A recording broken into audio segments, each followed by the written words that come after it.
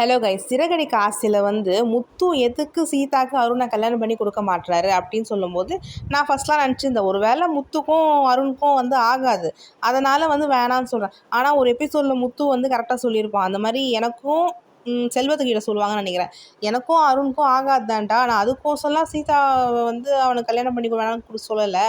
நான் வந்து ஒரு கான்ஸ்டபிள் கிட்ட பேசினேன், அப்போ வந்து அவர் வந்து அருணோட கேரக்டரை பற்றி ரொம்ப டவுனாக தான் சொன்னார். இந்த மாதிரி ஏதாவது ஒன்றா அவன் பழி வாங்குவான் அப்படிலாம் சொன்னார். ஸோ அதனால் அதை வச்சு தான் அவன் வந்து பெரிய நல்லவன் அப்படி கிடையாது, அந்த ஒரு காரணத்துக்கோசம் தான் நான் வந்து சீதாவுக்கு வந்து அருணை வேணான்னு சொல்லிட்டு இருக்கேன் அப்படின்னு சொல்லுவாங்க. ஸோ எனக்கு என்னென்னா, எங்கள் வீட்டில் கூட முத்துவை தான் வந்து இது பண்ணுவாங்க, முத்துக்கு என்ன தான் பிரச்சனையா, சீதா தான் பிடிச்சிருக்குன்னு சொல்கிறாங்க, கல்யாணம் பண்ணி வைக்க வேண்டியதானே அப்படின்ட்டு. அதுதான் நான் சொல்லுவேன், சரி முத்துவோட பாயிண்ட்டை விட்டுருங்க.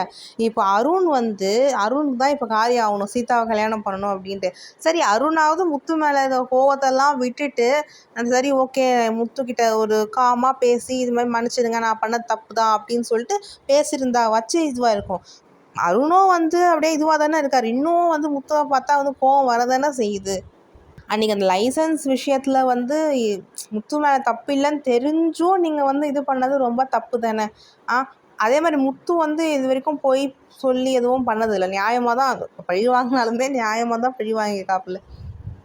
ஸோ இப்போது அதாவது இன்றைக்கி வர எபிசோடில் நாளை வருவது போடுவாங்கல்ல, அதில் வந்து என்னென்னா முத்துக்கே வந்து ஓகே ஆகிடுது, சரி சீதாவே சொல்லிட்டா இந்த மாதிரி அருண் தான் என் மனசில் இருக்காரு அப்படின்னு சொன்ன உடனே இது இப்போ சீதா ஃபஸ்ட்லேருந்தே ஸ்ட்ராங்காக சொல்லியிருந்தாவது முத்து மனசு மாறி இருக்கும்.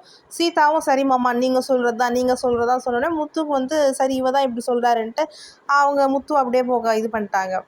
ஸோ இப்போ தான் சீதா வந்து இல்லை என் மனசில் அருண் தான் இருக்கான் அப்படின்னு சொன்ன உடனே சரி ஓகே அருணே கல்யாணம் பண்ணிக்கோன்னு சொல்லிட்டு முத்து டன் பண்ணியாச்சு.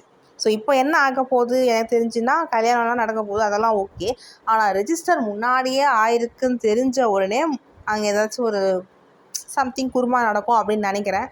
லெட்ஸ் சி, பார்ப்போம். ஸோ இப்போ முத்து கரெக்டாக அருண் கரெக்டாக அப்படின்னு பேசும்போது முத்து பக்கம் கொஞ்சம் நியாயம் இருக்குது. அருண் வந்து இந்த 2 விஷயத்தில் ரொம்ப பெரிய தப்பு பண்ணிட்டார். ஒன்று வந்து லைசன்ஸ் விஷயம், இன்னும் அந்த பேட்டி கொடுக்கும்போது முத்துவும் என் கூட தான் இருந்தார் அப்படின்னு சொல்லிட்டு பேட்டி கொடுத்துருக்கலாம், மொத்தமே நான் தான் பண்ணேன்னு சொல்லிட்டு புகழ் அவரே வாங்கிட்டார், அது ரொம்ப பெரிய தப்பு.